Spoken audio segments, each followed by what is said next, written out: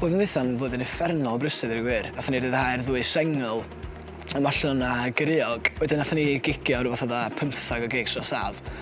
A cyrraedd uchafbwynt o ryddhau yr EP. Dydy o ddim yn braf cael ifan wrth ymlaen i gwir. Mae'n gwneud lot fwy o draffaeth a ydy o help. Na, joc. Mae Ef yn chwaraegu lot i ni fel band. Oherwydd bod o'n chwarae fo Tsunami, mae gen i fo'r profiad i wneud beth mae'n gisio. Da ni'n cyrraedd practis a da ni'n gwybod yn syth o mae Ef yn mynd i chwarae gwmpas, mae'n mynd i chwarae rhwng caneuon a falle.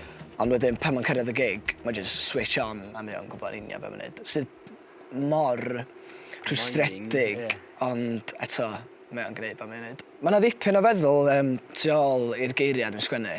A dwi am mwynhau sgwennu geiriau fyd.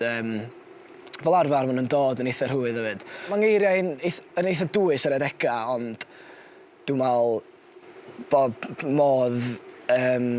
Mae modd i unrhyw un weld fatha ei stori hun yn y geiriau. Dwi'n cofio ni siarad fel Branwen. Branwen sy'n chwarae syddion. Ac oedd hi'n meddwl na pan o'n i'n canu am Ewin Gwyn, o'n i'n sôn am Ewin Cwrw. Ond o'n i erioed i'n meddwl am y syniad na o blaen, ond dyna sy'n gret efo'r geiriau. Bod tro ni'n chwarae gana, dwi'n meddwl bod o'n deud Lewis Wyn pan mae'n canu'r geiriau. A dwi'n bosla eisiau chwerthin, ond...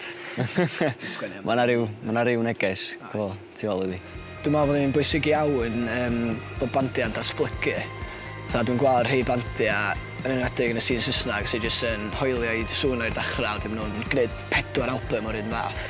Dwi'n meddwl bod rhaid i bob album fod yn unigryw fel yma, so mae rhaid i'r sŵn fod yn wahanol. Yr un math o gerddoriaeth, ond eto datblygiad o bob album fath o beth.